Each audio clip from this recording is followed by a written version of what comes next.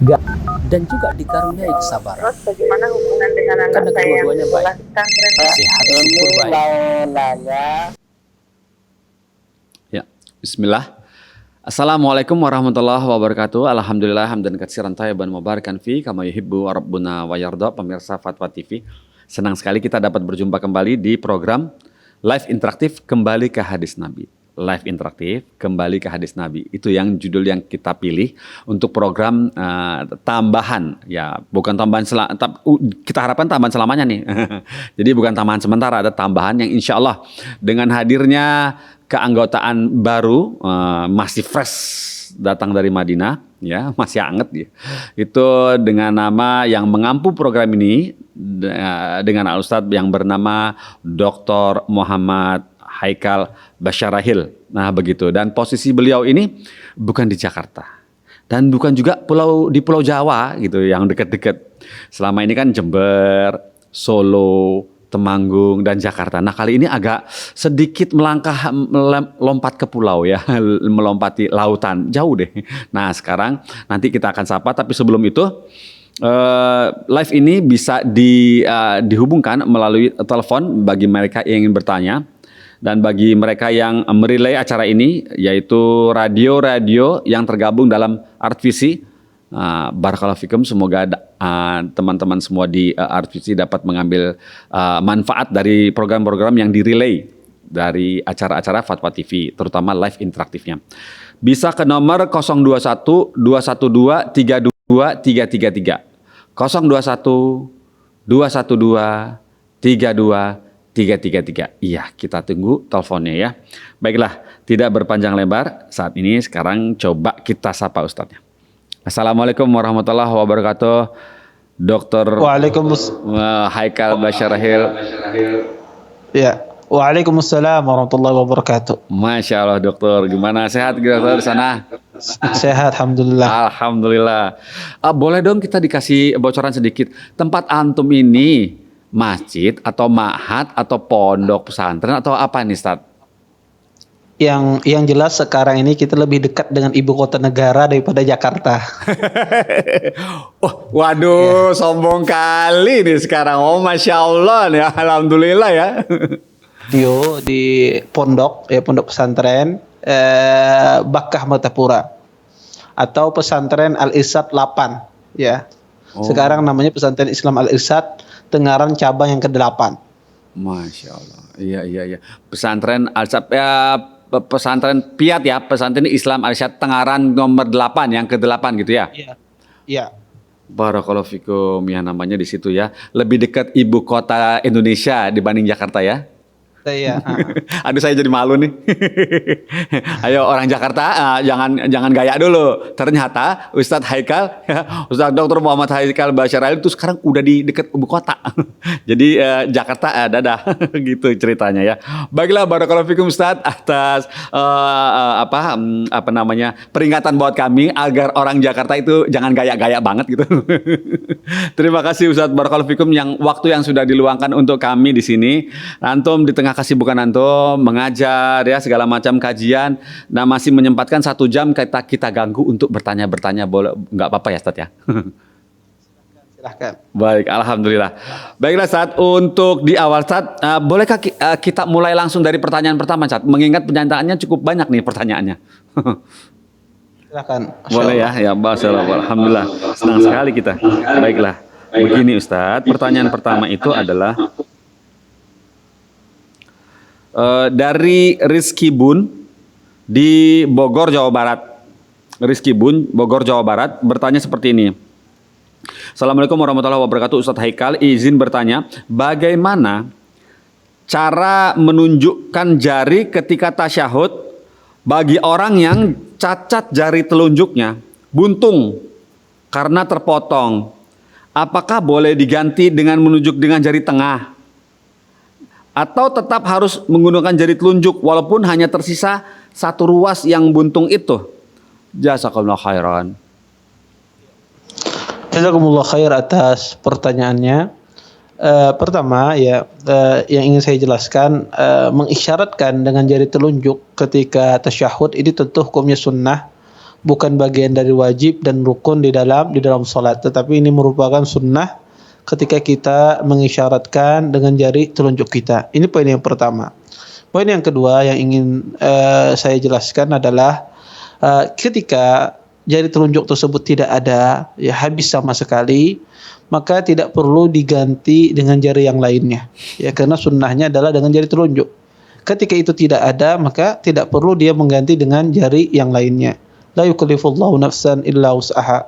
Allah Subhanahu wa taala tidak membebani seorang kecuali sesuai dengan kemampuannya. Oleh karena itu, kalau seandainya di jari telunjuk tersebut sudah tidak ada lagi, tidak ada yang bisa diangkat, maka tidak perlu dia ganti dengan yang lainnya. Poin yang ketiga, kalau seandainya ada masih ya tersisa jari telunjuk tersebut walaupun tidak utuh, terpotong sebagian, maka dia kalau bisa diangkat maka diangkat, ya maka diangkat. Ya maka ini tentu lebih baik. Ya tentu ini lebih baik. Kalau seandainya dia memungkinkan dia mengangkatnya, mengisyaratkannya, maka isyaratkan yang tersisa dan tidak diganti dengan jari yang lainnya. Wallahu taala a'lam.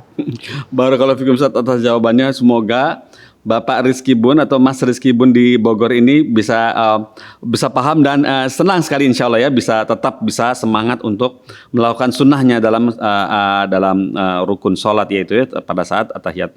Barakallahu fikum Ustaz. Ini kemudian pertanyaan berikut dari Surabaya. Hamba Allah di Surabaya bertanya seperti ini. Assalamualaikum warahmatullahi wabarakatuh. Ustadz Haikal izin bertanya, jika kita bersedekah di malam Lailatul Qadar dengan niat pahalanya untuk orang lain, apakah pahala yang sampai pada orang lain tersebut juga lebih baik daripada sedekah di 1000 bulan yang lain? Begitu. Barakallahu fikum. Jazakumullah khair atas pertanyaannya. Ini mungkin ya menyedekahkan atau bersedekah untuk orang lain. Ya tentu bersedekah untuk orang lain ini dalam dua keadaan, entah orang itu masih hidup ataukah orang itu sudah meninggal. Maka para ulama menjelaskan, ya terjadi ijma di kalangan para ulama bahwasanya seseorang itu boleh menghadiahkan amal solehnya kepada orang lain. Tetapi hal ini harus dirinci. Pertama, ulama sepakat ibadah maliyah, ibadah sifatnya mengeluarkan dalam bentuk harta, maka ini tidak ada khilaf di kalangan para ulama bahwasanya pahala tersebut sampai kepada orang yang dihadiahkan, baik dia masih hidup ataukah dia sudah meninggal. Ya, misalnya ada seseorang bersedekah untuk tetangganya, untuk jirannya yang sudah meninggal. Dia bersedekah, berinfak ke masjid uang 100.000, dia niatkan pahalanya untuk saudaranya atau untuk jirannya, tetangga yang sudah meninggal, maka ini sampai kepadanya. Dan ini para ulama sepakat dan tidak ada perselisihan dalam masalah ini. Kalau ibadah yang sifatnya bentuknya harta, baik itu orangnya masih hidup ataukah orangnya sudah meninggal. Kemudian yang kedua adalah ibadah yang sifatnya bentuknya adalah badaniyah. Ibadah yang sifat bentuknya badaniyah, ini pendapat yang rajih di kalangan para ulama, tidak sampai kepada si mayit. Sampai kepada si mayit, seperti seseorang sholat, ya dihadiahkan pahala sholatnya untuk si mayit, atau seorang sholat kemudian dia menghadiahkan pahalanya untuk orang yang masih hidup, maka ini tidak sampai. Maka ini tidak sampai pahala tersebut. Ya, maka para ulama mengatakan ibadah yang sifatnya badaniyah itu tidak sampai kepada si mayit ketika dihadiahkan. Tinggal satu masalah adalah ibadah yang gabungan dari dua ibadah ini, antara harta dan badan. Ya. Maka pendapat yang rajih di kalangan para ulama ini sampai kepada si mayit, ya, atau orang yang masih hidup tetapi dia tidak mampu melaksanakan ibadah tersebut, semacam haji atau umrah. Maka kita tahu haji dan umrah ini adalah gabungan antara ibadah harta dan ibadah fisik. Orang haji butuh fisik, butuh menggunakan tenaga, dan juga butuh biaya. Maka dia gabungan. Haji itu adalah antara ibadah terdiri dari harta dan fisik. Maka para ulama mengatakan ibadah semacam ini sampai kalau dihadiahkan kepada si mayit, tapi dengan syarat tentunya orang yang menghajikan sudah haji terlebih dahulu. Tidak boleh dia menghajikan orang tetapi dia belum haji. Hal ini berdasarkan hadis Syubrumah. Kata Nabi SAW, Nabi pernah mendengar seseorang mengatakan labbaika an Syubrumah. Ya. Kemudian Nabi bertanya, siapa itu Syubrumah? Kata orang ini mengatakan, jiranun li ya Rasulullah, tetanggaku wahai Rasulullah. Kemudian kata Nabi, apakah engkau sudah haji? Belum, kata orang ini. Kata Nabi, haji dulu engkau, baru hajikan syubrumah. Maka berdasarkan hadis ini, para ulama mengatakan, ibadah yang sifatnya gabungan dari antara harta dan badan ini sampai kepada si mayit, berdasarkan pendapat yang rajih di kalangan para ulama. Oleh karenanya, mengenai pertanyaan yang ditanyakan tadi, apakah sampai ibadah tersebut kepada orang yang dihadiahkan, kalau dia bersedekah, maka sampai ibadah tersebut, maka sampai pahala tersebut, baik itu orang yang sudah meninggal ataukah orangnya masih hidup. Tetapi pertanyaannya, mana yang lebih utama? Orang itu bersedekah untuk dirinya sendiri ataukah dia bersedekah untuk orang lain? Tentu yang paling afdal adalah seseorang itu bersedekah untuk dirinya sendiri. Ya, maka ini tentu lebih afdal, lebih baik dia bersedekah untuk dirinya sendiri ketimbang dia bersedekah ya, untuk orang lain, pahalanya untuk orang lain. Kenapa? Karena di dalam Islam tidak dianjurkan seseorang, ya tidak ditekankan seseorang untuk bersedekah pahalanya untuk orang lain. Nabi SAW ya bahkan di dalam hadisnya mengisyaratkan orang itu butuh dengan pahala. Kita itu butuh dengan pahala. Ya, makanya ketika Nabi mengatakan, kata Nabi SAW, idza matal insan inqata amaluhu illa min salas, illa min sadaqatin jariyatin aw ilmin yuntafa'u bihi aw waladin salihin yad'u lahu. Kata Nabi SAW, maka jika mati anak Adam, terputuslah amalnya kecuali 3 hal. Disebut oleh Nabi sedekah jariyah, ilmu yang diambil manfaatnya, dan yang terakhir kata Nabi adalah anak soleh yang mendoakan kedua orang tuanya. Perhatikan, di sini Nabi tidak mengatakan anak soleh yang menghajikan orang tuanya, anak soleh yang memberikan pahala untuk orang tuanya, tetapi Nabi mengatakan anak soleh yang mendoakan kedua orang tuanya. Kenapa Nabi tidak mengatakan anak soleh yang selalu beribadah, menghadiahkan pahala untuk orang tuanya? Karena manusia itu sendiri butuh amal. Manusia itu sendiri butuh amalan terhadap amal soleh. Kita butuh dengan banyak amal soleh. Sehingga di dalam Islam itu sunnahnya ketika kita ingin berbuat baik kepada orang lain adalah dengan cara mendoakan. Maka baik itu orang itu sudah meninggal, ya maka kita doakan. Atau orang itu masih hidup, maka sunnahnya kita doakan ampunan untuk dia, ya semoga Allah Subhanahu wa taala memberikan petunjuk hidayah kepadanya. Semacam itu Islam mengajarkan. Bukan di sini saya mengatakan tidak boleh kita bersedekah, menghadiahkan pahala untuk orang lain, tidak. Tetapi yang afdal adalah seseorang dia bersedekah untuk dirinya. Kalau dia ingin berbuat baik kepada orang lain, berbuat ihsan kepada orang lain, maka dia doakan ampunan untuk saudara Anda agar dia dirahmati oleh Allah Subhanahu wa taala. Ini yang dianjurkan dan ini yang disyariatkan di dalam Islam. Wallahu taala a'lam. Ya, Masya Allah, barakallahu. Ini tapi begini, Ustaz, mungkin ada sedikit luput di sini. Si penanya bertanya seperti ini, bertanya apakah pahala yang sampai orang lain juga lebih baik daripada sedekah 1000 bulan? Ini berkaitan dengan bersedekah di malam Lailatul Qadar. 1000 bulannya ini, Ustaz, bagaimana, Ustaz? Iya. Kalau seandainya setiap pahala, setiap ibadah yang dikerjakan pada malam Lailatul Qadar, maka dia mendapatkan pahala tersebut yang dijanjikan. Baik itu untuk dirinya sendiri ataukah dia untuk dihadiahkan untuk orang lain. Selama itu dikerjakan pada malam Lailatul Qadar, maka mendapatkan fadilah tersebut. Baik dia untuk dirinya sendiri ataukah dia berinfak untuk orang lain. Maka ketika itu terjadi pada malam Lailatul Qadar, mendapatkan keistimewaan malam tersebut. Wallahu ta'ala a'lam. Masya Allah, ya.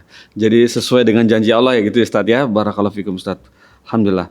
Berikutnya, ini pertanyaan berikutnya dari Taufik Muharram di Bandung, Jawa Barat, berkata seperti ini, bertanya seperti ini. Bismillah, Assalamualaikum warahmatullahi wabarakatuh, Ustaz Haikal. Ahsanallahu ilaikum. Kemudian, apakah diperbolehkan sholat di dalam kereta? Biasa Bandung Jakarta nih kayaknya. Apakah diperbolehkan sholat di dalam kereta walaupun tidak memenuhi jarak safar? Sedangkan jika anak turun menyempatkan untuk sholat, khawatir akan ketinggalan kereta, Ustadz. Barakallahu fikum, jazakallahu khairan. Jazakumullah khairan atas pertanyaannya. Maka jawabannya adalah jika seandainya Anda sampai di tempat tujuan, waktu sholat tersebut masih belum habis, ya, sampai di tempat tujuan Anda, waktu sholat tersebut belum habis, maka Anda sholat di tempat tujuan. Maka ini lebih baik, ya, karena Anda bisa lebih khusyuk, bisa lebih tumakninah, ya.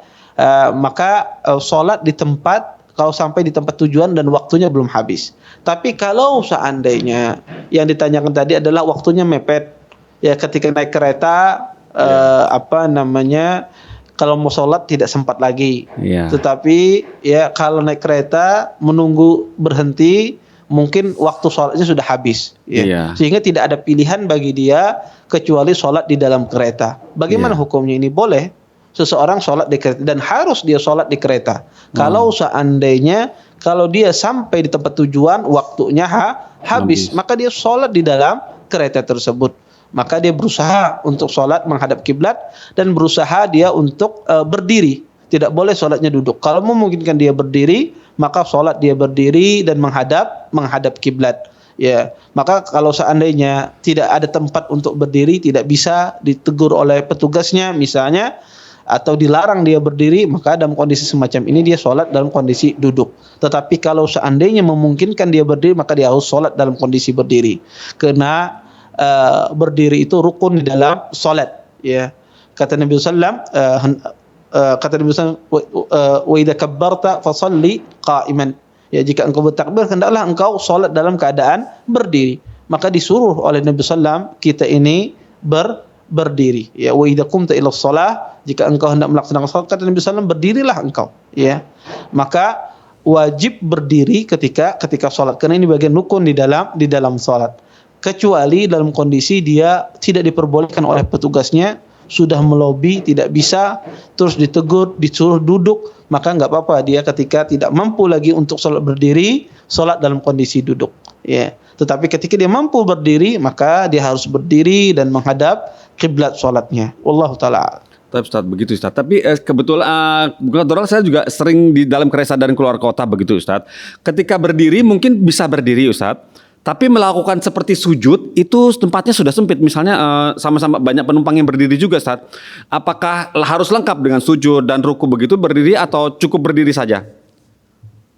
Jika seandainya tidak memungkinkan dia sujud, ya, karena tidak ada space tempat ya untuk sujud misalnya, maka dia membungkukkan badannya ketika ruku lebih bungkuk daripada ketika sujud lebih bungkuk badannya daripada ketika ruku, ya.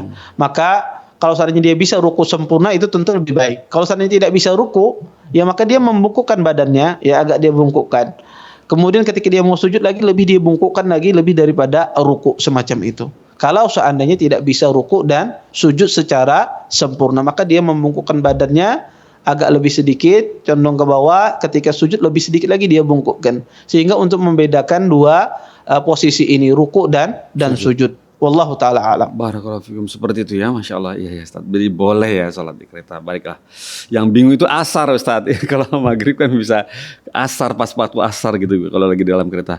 Baiklah, berkata alhamdulillah, semoga Bapak Taufik Muharram bisa paham apa yang sudah disampaikan Ustadz Haikal ya. Berikutnya ini pertanyaan berikut dari Pancanur Arif Ustadz di Sambas, Kalimantan Barat. Di Sambas, Kalimantan Barat bertanya seperti ini. Assalamualaikum warahmatullahi wabarakatuh. Ustadz Haikal izin bertanya Ustadz, apa status hadis riwayat Ahmad nomor 6468 yang bunyi lafaznya, siapa yang membaca 100 ayat pada suatu malam, dituliskannya baginya pahala sholat sepanjang malam. Dan kalau sahih, apa maksud dan faedah dari hadis tersebut ya Ustadz? Dan bagaimana cara mengamalkannya Ustadz? Barakallahu fikum. Jazakumullah khairan. Jazakumullah khair atas pertanyaannya. Hadis yang dimaksud adalah hadis yang diriwayatkan oleh sahabat yang mulia, sahabat Abdullah bin Umar radhiyallahu taala anhuma. Kata Nabi sallallahu alaihi wasallam, "Man qara'a mi'ata ayah fi lailatin kutiba lahu minal qanitin." Barang siapa membaca 100 ayat dalam suatu malam, maka Allah tulis dia bagi orang yang berdiri semalam penuh. Hadis ini terjadi perselisihan di kalangan para ulama tentang kesahihannya, dan yang rajih hadis ini adalah hadis yang lemah. Kenapa? karena hadis yang saya sebutkan tadi terdapat kelemahan dalam sanadnya. Di situ ada seorang rawi yang bernama Sulaiman ibnu Musa. Sulaiman ibnu Musa ini tidak bertemu dengan gurunya itu Katsir ibnu Murrah. Ya, maka Sulaiman ibnu Musa beliau tidak meriwayatkan dari Katsir ibnu Murrah, sehingga hadis ini dihukumi hadis yang terputus sanadnya atau dikenal dengan hadis munqati'. Dan hadis ini juga memiliki jalur-jalur yang lain dan syawahid yang lain, tetapi semua syawahidnya tidak bisa menguatkan hadis ini karena banyaknya illah, ya, banyaknya cacat di dalam hadis ini. Sehingga pendapat yang paling benar dalam masalah ini adalah hadis ini tidak bisa dikuatkan dengan syawahid tersebut. Olehnya berkata Imam Al-Mundhiri, hadzal hadis la yatatarraq ilaihi tahsin. Kata beliau, sesungguhnya hadis ini tidak bisa ditahsinkan, dikuatkan, dijadikan hasan. Oleh karenanya banyak para ulama melemahkan hadis ini. Walaupun sekali lagi saya katakan ada sebagian ahli ilmu menguatkan hadis ini dengan syawahidnya, dengan jalurnya, tetapi secara kaidah di dalam ilmu hadis maka syawahid tersebut tidak bisa menguatkan hadis ini. Kenapa? Karena syawahidnya terdapat illah yang sangat lemah sekali, seperti ilahnya ittirab, ilahnya terjadi sanad lemahnya karena akibat persisihan antara raf'i wal waqf. Ya, hadisnya kadang-kadang diriwayatkan marfu, kadang-kadang diriwayatkan hadisnya mauquf ke sahabat ini, sehingga terjadi mukhalafah di dalam sanadnya, terjadi pertentangan di dalam sanadnya, sehingga dia tidak bisa menguatkan riwayat Ibnu Umar ini yang diriwayatkan oleh Sulaiman ibnu Musa. Dan sanad yang paling bagus, ya, paling ringan lemahnya adalah sanad yang saya sebutkan tadi, yaitu yang diriwayatkan oleh Sulaiman ibnu Musa dari Katsir ibnu Murrah dari hadis Abdullah bin Umar radhiyallahu taala anhuma. Adapun hadis-hadis yang lain, hadis Abi Umamah, hadis Abdullah bin Amr, hadis Abi Hurairah yang senada dengan ini, semua hadis-hadisnya adalah hadis-hadis yang sangat lemah sehingga tidak bisa menguatkan, mengangkat hadis yang saya sebutkan tadi. Oleh karenanya kalau ditanya derajat hadisnya lemah, ya, berdasarkan pendapat yang rajih di kalangan para ulama. Kemudian apa maksud hadis ini? Maksud hadis ini para ulama mengatakan, sebagian ahli ilmu mengatakan bahwasanya dibaca di waktu sholat. Sebagian lagi mengatakan bahwasanya hadis ini berlaku sifatnya umum. Entah itu dibaca dia di dalam sholat, entah itu dibaca dia di luar sholat, maka mendapatkan keutamaan ini. Entah itu walaupun dia sebelum tidur dia membaca ini, maka mendapatkan keutamaan ini. Tetapi sebagaimana kita katakan hadisnya lemah, sehingga tidak perlu kita berhujjah dengan hadis yang lemah. Wallahu ta'ala a'lam. Barakallahu fikum Ustaz, seperti itu ya. Bari belum kuat untuk dijadikan sebuah hadis yang sahih, Ustaz ya, mengkoti ya untuk beberapa ini ya Ustaz ya. Jalur barakallahu fikum Ustaz atas jawaban antum. Semoga Bapak Panca Nur Arif bisa paham apa yang sudah dijelaskan oleh Ustadz Haikal. Berikutnya Ustadz, pertanyaan dari Bapak Erwin Nova di Kalimantan Tengah, Kabupaten Kota Waringin Ustadz, Kota Waringin Barat, begitu. Bertanya seperti ini. Assalamualaikum warahmatullahi wabarakatuh Ustadz Haikal, izin bertanya, setelah azan subuh kita disunahkan sholat 2 rakaat atau qobliyah subuh. Nah, apakah setelah qobliyah tersebut kita boleh mengerjakan sholat sunnah yang lain? Contohnya seperti sholat taubat, sholat hajat, dan lain-lain. Jazakallah khairan. Ya, jazakumullah khair atas pertanyaannya. Jawabannya adalah tidak boleh. Jawabannya tidak boleh. Apa dalilnya? Adalah hadis Abdullah bin Umar radhiyallahu taala anhuma, anna Nabi sallallahu alaihi wasallam qala la salata ba'da al-fajr illa rak'atain. Ya. Kata Nabi SAW, tidak ada salat setelah 2 rakaat fajar kecuali 2 rakaat. Ya. Jadi setelah tidak ada salat setelah masuk fajar itu kecuali 2 rakaat, yaitu 2 rakaat fajar. Kata Nabi SAW, la salata ba'da al-fajr illa rak'atain. Tidak ada salat setelah masuk waktu subuh itu kecuali 2 rakaat. Maka tidak boleh kita salat lebih dari 2 rakaat. Ya, orang salat lebih dari 2 rakaat itu tidak boleh. Ya, setelah masuk waktu subuh. Oleh karenanya pernah Sa'id ibn Musayyab menegur seseorang. Ada orang ini sholatnya lebih dari 2 rakaat setelah fajar. Itu sholatnya 4 rakaat dan lebih.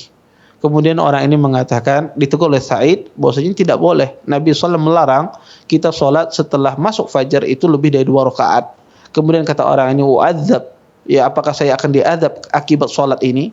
Apakah Allah akan mengadab saya akibat saya sholat? Ya, Karena saya sholat saya diazab oleh Allah, kata orang ini kepada Sa'id bin Musayyab membantahnya.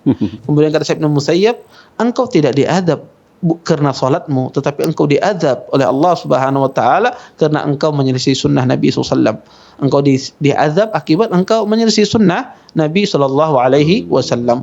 Oleh karenanya tidak boleh seseorang salat setelah fajar kecuali 2 rakaat saja, yaitu 2 rakaat al-fajr, yaitu 2 rakaat subuh yang ma'ruf. Kata Nabi sallallahu rakaat al-fajri khairum minad dunya wa ma fiha. 2 rakaat fajar itu lebih baik daripada dunia dan seisinya. Oleh karenanya tidak boleh salat setelah fajar setelah masuk waktu fajar kecuali 2 rakaat saja. Baik itu salat taubat, salat hajat, maka ini tidak boleh dilaksanakan setelah kita melaksanakan salat fajar. Wallahu taala a'lam. Barakallahu fikum Ustaz, Masya Allah lengkap dan detail jawaban antum, barakallahu fikum. Jadi tidak boleh ya Ustaz ya, tidak boleh ya setelah qobliyah subuh dicukupkan dengan qobliyah subuh ya Ustaz ya. Baik. Betul. Barakallahu fikum. Berikut ini ada telepon masuk nih sepertinya ya. Betul teman-teman? Coba kita sapa sekarang ya. Assalamualaikum Fatwa TV. Ya, Assalamualaikum. Waalaikumsalam warahmatullahi wabarakatuh. Bapak Kaltak di Trenggalek betul? Bapak Talkah. Kalta? Talkah, ya. Taib. Bapak silakan, ada yang ingin disampaikan kepada Ustadz Haikal? Silakan. Ya. Iya. Begini Ustadz. Di daerah Trenggalek banyak orang yang melakukan zikir bidah. Zikir bidah itu menembus dosa, katanya menembus dosa orang yang sudah mati itu. Kemudian pelaksanaannya membaca la ilaha illallah 70.000 kali. Itu dilaksanakan oleh orang banyak gitu. Dan misalnya orangnya 80, ya orang 1 orang 1000 begitu. Nah, begitulah dengan. Begitu Bapak, itu saja yang ditanyakan? Baik, terima kasih sudah telepon ke Fatwa TV. Tafadhol ya Ustadz. Sedikit tadi apa tadi di awal pertanyaannya terputus sama saya. Jadi di Trenggalek itu beranggapan bahwa jamaah di sana banyak yang melakukan beranggapan bahwa amalan bid'ah itu menghapus dosa katanya gitu. Tambahan menghapus dosa, tambahan amalan untuk menghapus dosa, dan kemudian setelah itu ada zikir-zikir bid'ah yang setelah ibadah yang biasa atau sholat biasa itu ada mengucapkan la ilaha illallah sampai 70.000 kali, dan ini dilakukan secara berjamaah begitu Ustadz. Bagaimana mohon nasihatnya? Ya, jazakumullah khair atas pertanyaannya. Pertama, kita harus paham ya, zikir itu ada 2 macam. Ada zikir itu yang mutlak dan yang muqayyad. Apa itu yang mutlak? Mutlak itu adalah sebuah zikir yang tidak ada batasannya di dalam syariat Islam, tidak dibatasi dengan waktu dan jumlah bilangan dan tempat. Maka jika seandainya tidak ada perintah dalam syariat membatasi zikir tersebut baik dari sisi jumlahnya, bilangannya, waktunya dan tempatnya, maka seseorang boleh dia berzikir mutlak tersebut. Ya, berzikir tetapi dengan syarat bahwasanya perkara yang dia lakukan tersebut, ya, ketika dia membaca zikir tersebut 100 kali atau 200 kali, itu bukan suatu yang sunnah, tetapi dia meyakini ini sesuatu yang diperbolehkan.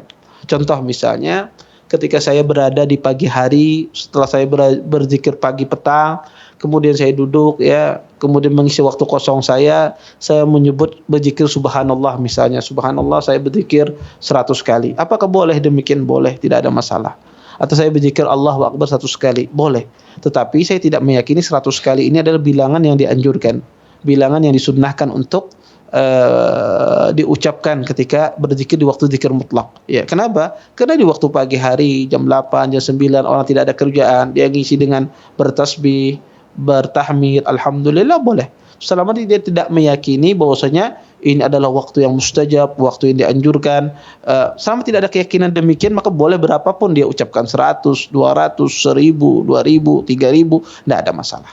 Ini disebut dengan zikir mutlak. Ya, tidak ada batasannya dalam bentuk bilangan, waktu dan tempat. Kemudian zikir yang kedua, pembagian zikir yang kedua adalah zikir al-muqayyad. Zikir yang sudah ditentukan oleh Nabi SAW kapan dibaca zikir ini, dan ditentukan oleh Nabi SAW lafaznya, ditentukan oleh Nabi SAW bilangannya, ditentukan oleh Nabi SAW waktunya kapan dibaca. Ini disebut dengan zikir muqayyad yang telah ditentukan, entah itu waktunya, cara membacanya, lafaznya, kemudian bilangannya, itu sudah ditentukan oleh Nabi SAW. Maka tidak boleh ada satu orang muslim pun ketika sudah ditentukan zikir ini, dia menambah-nambahi zikir tersebut atau menggantinya dengan sesuatu yang lain, maka ini tidak boleh. Ketika Nabi SAW mengajarkan doa makan, Anda mengucapkan bismillah, kemudian Anda ganti doa makan tersebut dengan Anda mulai Allahu Akbar misalnya, maka ini tidak boleh. Karena Nabi SAW telah mengajarkan ya cara membacanya. Atau misalnya zikir setelah sholat. Kita diajarkan berzikir setelah sholat itu kita mengucapkan subhanallah 33 kali, alhamdulillah 33 kali, Allahu Akbar 33 kali. Kemudian saya ingin dapat pahala yang banyak. Saya bisa kok, sanggup kok menyebut subhanallah 100 kali setelah sholat. Maka Anda menyebut subhanallah 100 kali, alhamdulillah 100 kali, Allahu Akbar 100 kali setelah zikir sholat. Maka ini tidak boleh. Kenapa? Karena Anda menyelisih perintah Nabi Shallallahu Alaihi Wasallam. Maka ini kaidah secara umum. Kemudian saya masuk kepada pertanyaan Anda. Terus bagaimana keadaannya di suatu tempat bahwasanya ada seseorang yang berzikir 80.000 kali ya atau 70.000 kali dibagi? Maka ini tidak boleh. Kenapa? Karena pertama dia meyakini ini adalah keyakinan tertentu ya, bahwasanya ini bisa menghapuskan dosa kalau berzikir dengan demikian. Karena ini tidak ada dalilnya. Hal semacam ini tidak ada dalilnya. Maka perbuatan semacam ini perbuatan yang tidak dianjurkan di dalam syariat. Ya, perbuatan yang tidak dianjurkan di dalam syariat. Maka hendaknya seorang muslim menjauhi hal-hal yang demikian. Hal-hal yang demikian. Kenapa? Karena dia meyakini bahwasanya membaca sekian ribu kali dosa-dosanya diampuni, dan ini yang dianjurkan, dan ini yang disunnahkan. Maka ini tidak benar. Karena kita tidak boleh menetapkan sesuatu itu sunnah, sesuatu itu dianjurkan, atau sesuatu itu memiliki fadilah, sedangkan hadis-hadis tidak ada yang menjelaskan demikian. Tidak ada ayat-ayat suci Al-Quran yang menjelaskan demikian. Tidak ada sunnah-sunnah Nabi SAW yang menjelaskan demikian. Maka tidak boleh kita tetapkan suatu perkara itu memiliki fadilah, memiliki keutamaan, memiliki sesuatu yang ditekankan, sedangkan hadis dalam masalah ini tidak ada satupun yang menjelaskannya. Oleh karenanya apa yang dilakukan, apa yang Bapak tanyakan tadi, yang dilakukan oleh sebagian masyarakat tersebut, maka ini tidak dianjurkan. Ya, tidak dianjurkan di dalam syariat, karena ini menyelisihi sunnah Nabi sallallahu alaihi wasallam. Wallahu taala alam. Barakallahu fiikum Ustaz, seperti itu ya. Semoga Bapak Kalkah di Trenggalek tadi bisa paham apa yang sudah disampaikan ya Pak ya. Baiklah Ustaz, barakallahu fiikum atas jawabannya. Ini berikut pertanyaan dari Prisha ya, Ibu Prisha di Surabaya, Jawa Timur. Bertanya seperti ini. Assalamualaikum warahmatullahi wabarakatuh Ustadz Haikal. Izin bertanya. Pertama, pakai 1, 2, 3 nih pertanyaannya. Semisalnya saya mengulangi sholat sampai 3 kali dan ketiga-tiganya sama-sama tidak lancar. Misalnya ada bacaan yang selalu diperbaiki, kemudian lantas sholat manakah yang dianggap benar, yang terhitung benar? Nah, kemudian nomor 2, bagaimana jika sholat yang pertama atau yang kedua lebih baik dari yang terakhir? Nah, kemudian pertanyaan ketiga, untuk bacaan Al-Fatihah dan At-Tahiyat yang sering saya perbaiki, apakah hal tersebut boleh? Nah, terus yang keempat, untuk bacaan salam di kata tullah dalam kalimat rahmatullah, saya sering seperti keserimpet di lidah, sehingga yang terdengar di telinga seperti tuwah. Apakah ini tetap sah? Barakallahu fikum. Iya. Jazakallah khairan atas pertanyaannya.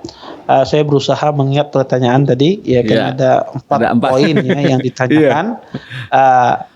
Mengulangi pertama, sholat ya tentang masalah mengulang rakaat di dalam sholat atau mengulang sholatnya sampai 3 kali. Diulang sampai 3 kali. Iya. Ya.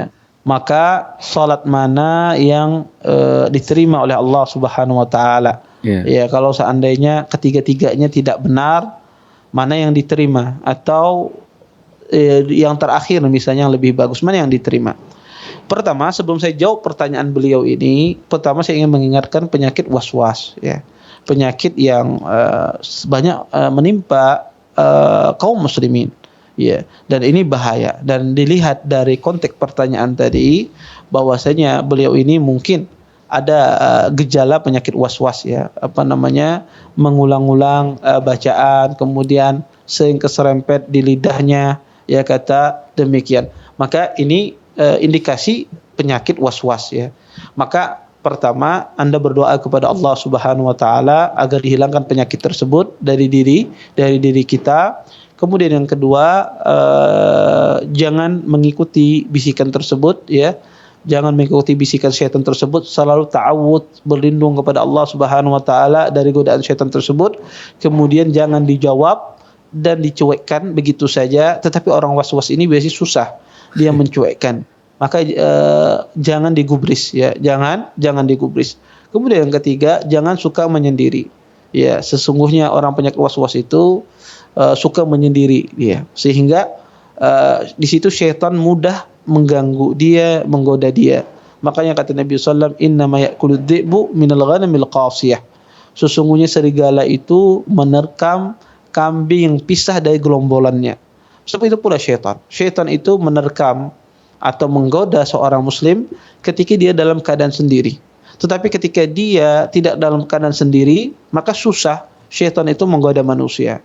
Makanya ini khusus, ya, secara umum. Siapa saja yang ditimpa penyakit was-was itu jangan menyendiri. Jangan suka menyendiri. Baik dia dalam beribadah, baik dia dalam apapun aktivitasnya, dia berusaha jangan menyendiri.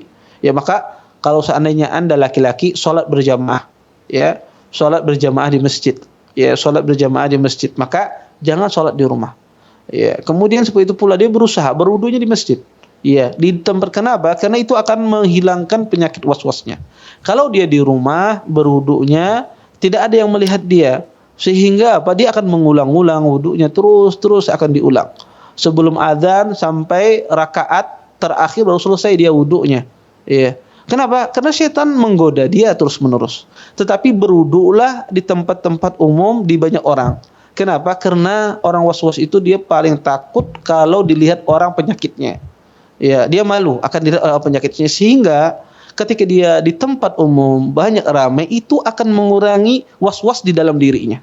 Ya, mengurangi penyakit was-was di dalam dirinya. Yang asalnya mungkin ketika dia berwudu, ketika dia setengah jam misalnya, ketika dia di tempat umum mungkin berkurang menjadi 10 menit, 7 menit, mungkin dia akan berkurang, ya, sangat berkurang. Karena dia tidak mau, dia akan malu dilihat oleh orang. Ya, maka kata ahlul ilm, jangan menyendiri. Ya, jangan menyendiri. Kalau dia seorang wanita, maka keluarganya, suaminya memperhatikan wudunya. Ya, jangan ditinggalkan. Ya, kalau istrinya kena penyakit was-was demikian, maka perhatikan wudunya. Ya, perhatikan wudunya, kemudian bimbing sholat di rumah. Ya, suaminya setelah sholat di masjid di rumah, sholat di masjid berjamaah, nanti kembali ke rumah sholat bimbing istrinya. Karena dengan itulah cara menghilangkannya. Ya, kenapa? Karena dia kalau sendiri was-was itu akan bersama dia. Ya, karena orang was-was itu berat dia pengobatannya. Kemudian terakhir, ya, adalah dengan cara orang tersebut sering-sering hadir di majelis ilmu. Karena tidak ada obat yang paling ampuh yang menghilangkan orang terkena penyakit was-was ini kecuali dia hadir di majelis ilmu. Karena was-was itu akibat kebodohan. Akibat seorang tersebut tidak mengerti ilmu agama, maka cara menghilangkannya adalah dengan ilmu. Maka siapapun orang yang terkena penyakit was, hadir di majelis ilmu, duduk di majelis ilmu, duduk di masjid. Ilmu apa yang dituntut? Ilmu apa saja. Yang penting ilmu agama, tentang akhlak, tentang fikih, tentang tauhid, tentang apa saja. Yang penting duduk di majelis ilmu, ya, di majelis yang disampaikan oleh ustaz-ustaz sunnah, duduk di sana, hadir di sana, maka dia akan hilang. Karena obatnya dengan ilmu. Obatnya dengan ilmu, tidak ada yang lain. Ya. Karena orang itu dia timbul penyakit tersebut akibat kejahilan dia, ketidakpahaman dia terhadap ilmu agama, sehingga dia melakukan perbuatan tersebut diulang-ulang dan seterusnya. Maka hadir di majelis ilmu, karena biasanya syaitan itu selalu menghalangi orang ini. Ya, karena dia selalu dibikin orang itu selalu berada di rumahnya. Selalu dibikin oleh syaitan orang tersebut dia menyendiri di rumahnya. Kenapa? Karena untuk menjauhkan orang itu dari ilmu. Karena orang was-was ini sebetulnya mereka itu orang memiliki hati yang baik. Ya, mereka orang yang semangat beribadah. Syaitan tidak senang orang ini semangat beribadah, dibikin ibadahnya susah. Dibikin ibadahnya susah. Ketika dia kesusahan ibadah, menjadi malas dia dalam beribadah. Sehingga Anda perhatikan yang asalnya mereka rajin, ketika kena penyakit was-was, mereka suka mengundurkan karena mereka merasa capek dengan ibadah yang mereka kerjakan tersebut. Oleh karenanya, ya nuntut ilmu, ya ini adalah satu-satunya obat ya yang menghilangkan penyakit was-was. Nuntut ilmu apa? Silakan ilmu fikih, ilmu tauhid, ilmu. Yang penting Anda hadir di majelis ilmu, karena semakin Anda bertambah ilmu, semakin hilang penyakit tersebut. Ini jawaban saya secara umum tentang pertanyaan yang ditanyakan tadi. Kemudian saya akan menjawab secara khusus ya apa yang beliau tanyakan tadi.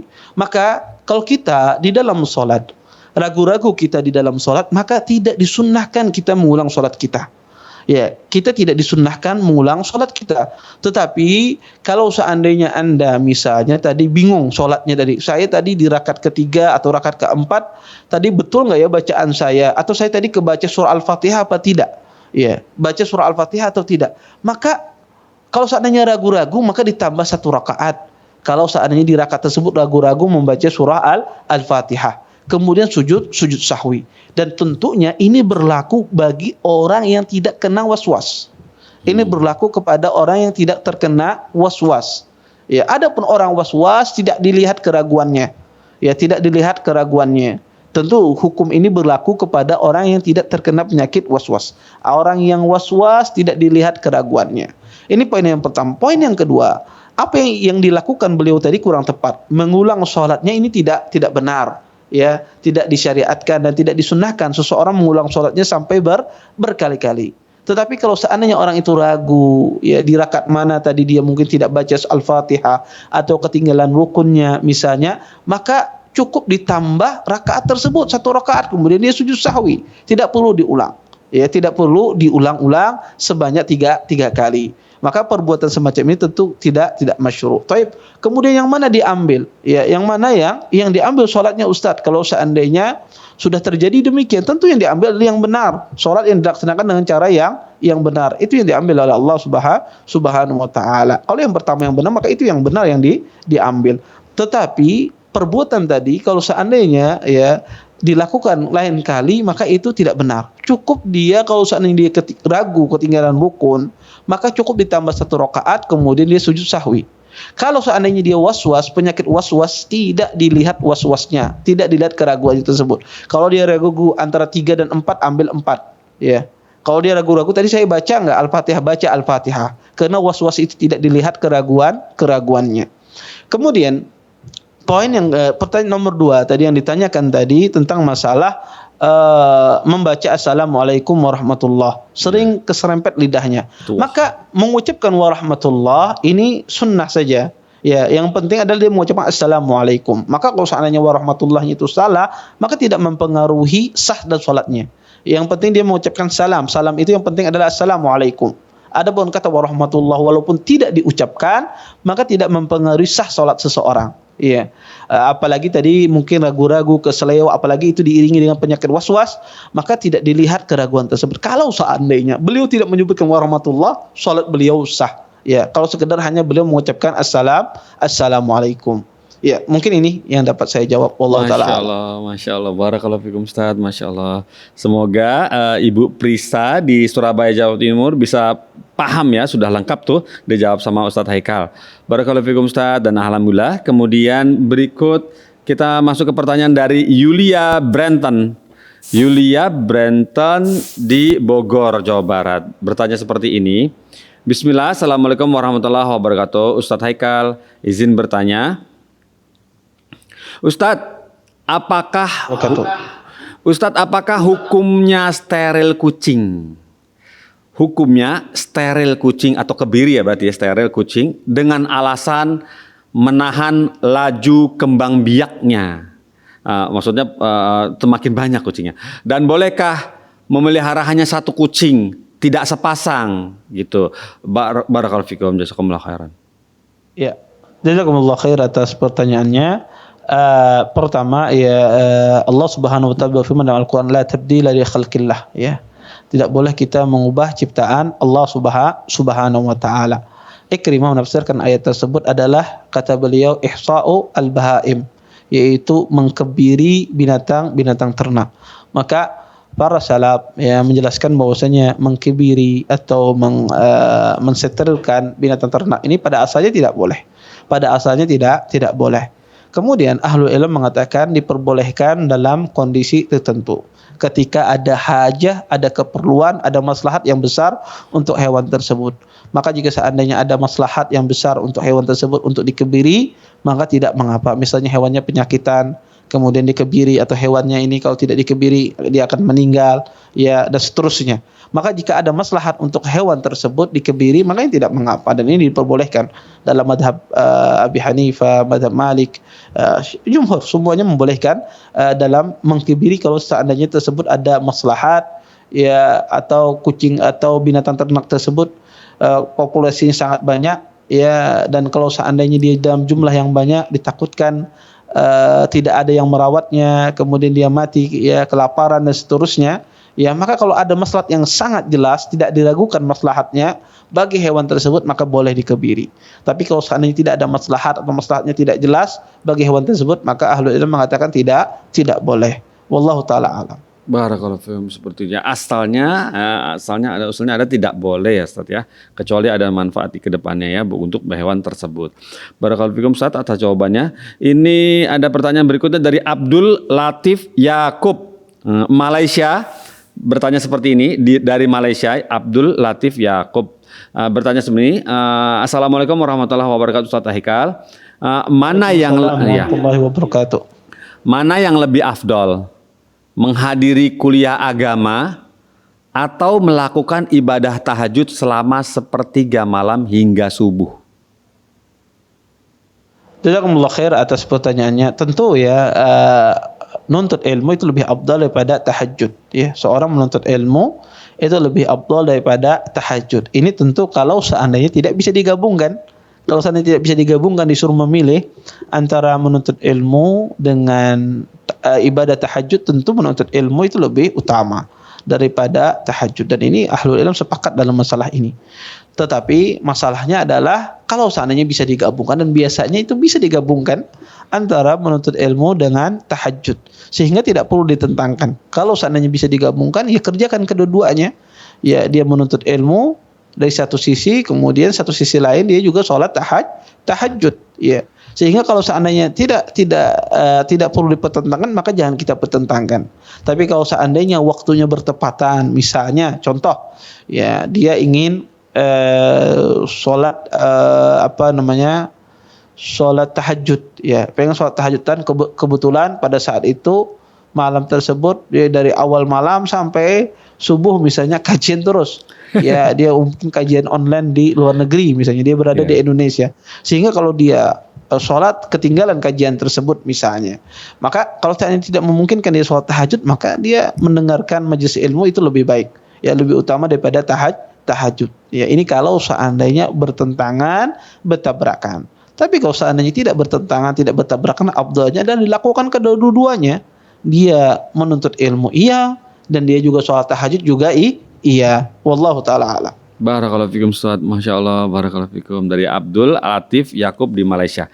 Berikutnya insya Allah ini masih sempat, ini ada satu pertanyaan dari Syuja Sabilal Rashad di Depok, Jawa Barat.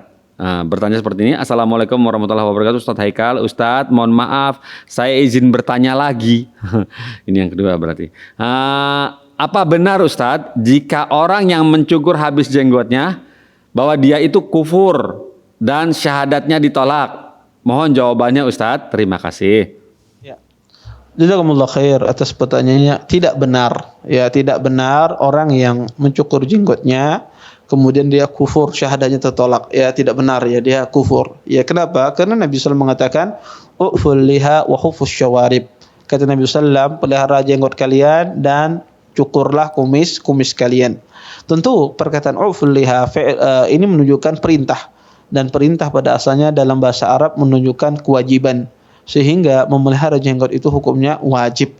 dan ulama tidak berselisih dalam masalah ini tentang masalah memelihara jenggot itu hukumnya wajib. Nah, tetapi bagi orang yang mencukur jenggotnya, maka ini dia berdosa. Dia berdosa karena menyelisih perintah Allah dan Rasulnya. Maka dia berdosa karena menyelisih perintah. Karena wajib itu kalau dilanggar, dia berdosa. Tetapi apakah pelanggaran ini sampai ke kufuran? Ya tidak. Ya, ini sekedar sebatas dosa. Ya, tidak sampai kepada kekufuran yang mengeluarkan seorang itu dari Islam. Maka ini tentu tidak benar dan tidak ada satu ulama pun yang berpendapat demikian, bahwasanya orang yang mencukur jenggotnya maka dia kufur keluar dari Islam. Tidak ada satu ulama pun yang berpendapat demikian. Ya, tetapi yang kita katakan adalah orang mencukur jenggot, apakah dia berdosa? Ya, dia berdosa kalau dia mengetahui bahwasanya tidak boleh mencukur jenggot, kemudian dia cukur. Kalau misalnya dia tahu perintah tentang wajib memelihara jenggot, kemudian dia langgar, maka ketika dia mencukur dia berdosa. Kenapa dia berdosa? Karena dia melanggar perintah Allah Subhanahu wa taala, dan dosa ini tidak mengeluarkan dia daripada tidak menjadikan dia menjadi seorang yang kufur atau mengeluarkan dia dari Islam. Wallahu taala alam. Barakallahu fikum Ustaz. Jadi gitu ya, jadi jenggot harus dipelihara panjang.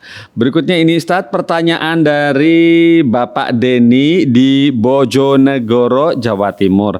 Bertanya seperti ini Ustaz. Assalamualaikum warahmatullahi wabarakatuh. Ustaz Haikal, apa hukumnya membaca dengan sir di waktu sholat yang seharusnya bacaannya jahar? Barakallahu fikum. Sholat yang seharusnya bacaannya jahar. Betul. Ya, jazakumullah khair atas pertanyaannya. Mungkin yang ditanyakan ini adalah sholat berjamaah ya. Ya, betul. Imamnya mungkin membacanya sir. Yeah. Seharusnya dia membacanya dijaharkan. Seharusnya dia membacanya dijaharkan. Apa ditanya sholatnya sah? Ya sholatnya sah. Selama dia mendatangkan rukun-rukun sholat, maka sholatnya sah. Ya sholatnya sah. Kalau tidak sengaja ya tidak mengapa. Tapi kalau sengaja dia lakukan, tentu kita katakan imam ini menyelisihi sunnah Nabi Sallallahu Alaihi Wasallam. Dia mensirkan terhadap bacaan yang harus dijaharkan. Maka kalau dia dengan sengaja, tentu kita katakan orang ini menyelisih sunnah Nabi Sallallahu Alaihi Wasallam. Kalau saya tidak sengaja ya tidak mengapa, karena dia mungkin lupa, mungkin tidak ingat. Ya pada saat itu sudah maghrib, dia kira masih mungkin asar, dia kira ini sholat zuhur, dan itu sangat wajar terjadi pada sebagian imam yang di masjid. Maka tidak berdosa bagi mereka kalau seandainya mereka lupa atau tidak tahu. Rabbana la tu'akhidna in nasina aw akhtana. Ya Allah, jangan engkau hukum kami akibat kami salah, kami lupa, jangan engkau hukum kami. Maka kalau seandainya beliau lupa, maka tidak mengapa. Ya, tetapi kalau seandainya dengan sengaja dia mensirkan di bacaan yang harusnya dijaharkan, maka ini kita katakan orang ini menyelisihi sunnah Nabi Sallallahu Alaihi Wasallam. Wallahu ta'ala alam. Masya Allah, barakallahu fikum Ustaz. Alhamdulillah seperti jawabannya ya, seperti itu ya Ustaz. Barakallahu. Berikutnya ini insya Allah, ini kalau boleh satu pertanyaan lagi Ustaz. Kalau boleh nih, ada pertanyaan dari Bapak Nur atau Mas Nur Muhammad di Jakarta. Bertanya seperti ini, Assalamualaikum Ustaz Haikal, izin bertanya, bagaimana dengan melipat bagian bawah celana jeans? Melipat bagian bawah celana jeans, lalu menjahitnya agar terlihat bagus dan tidak isbal. Apakah hal tersebut diperbolehkan dalam syariat? Iya. Apakah seperti itu diperbolehkan? Sebentar terputus tadi, bisa diulang lagi pertanyaannya. Jadi, tadi? Melipat bagian bawah celana jeans lalu menjahitnya agar terlihat tidak isbal. Apakah hal tersebut diperbolehkan? Ya. Jazakumullah khair atas pertanyaannya. Melipat celana ataupun pakaian, ya ini hukumnya dimakruhkan oleh para ulama karena ada larangan untuk melipat pakaian, ya melarang untuk melipatkan pakaian khususnya di waktu sholat. Ya, tetapi hendaknya seseorang ketika dia punya pakaian tersebut yang di bawah mata kaki, hendaknya dia potong. Ya, hendaknya dia potong, jangan dia lipat. Ya, jangan dia lipat. Maka hendaknya dia potong, maka itu lebih baik. Ada lebih suci bagi dia, ya, dan lebih baik bagi orang tersebut ketika dia bertemu dengan Tuhannya. Maka ada larangan dalam Islam seseorang melipat lengannya atau melipat celananya ketika sholat, dan ini dimakruhkan oleh para ulama. dimakruhkan, maka afdalnya adalah dia potong, ya, kemudian dia sholat dalam kondisi yang tidak melipat pakaiannya. Wallahu taala alam. Barakallahu fikum Ustaz. Alhamdulillah Ustaz. Dengan pertanyaan tadi mengenai melipat celana, mentuntaskan acara kita di sore hari ini. Barakallahu fikum Ustaz di siang hari ini. Semoga Allah mempertemukan kita kembali di pekan depan ya Ustaz ya. Amin ya Rabb. Alhamdulillah. Baiklah. Bolehkah acara ini kami tutup Ustaz? Ya, silahkan. Baiklah, pemirsa Fatwa TV, tuntas sudah acara kita siang hari ini. Semoga kita dapat berjumpa kembali di pekan depan dengan acara yang sama, dengan ustadz yang sama. Barakallahu fikum. Dan kita tutup acara ini dengan kafaratul majelis. Subhanakallahumma wa bihamdik, asyhadu an la ilaha illa anta, astaghfiruka wa atubu ilaika. Wassalamualaikum warahmatullahi wabarakatuh. Dan juga dikaruniai kesabaran. Terus bagaimana hubungan dengan anak Karena saya yang kedua-duanya baik. dijelaskan?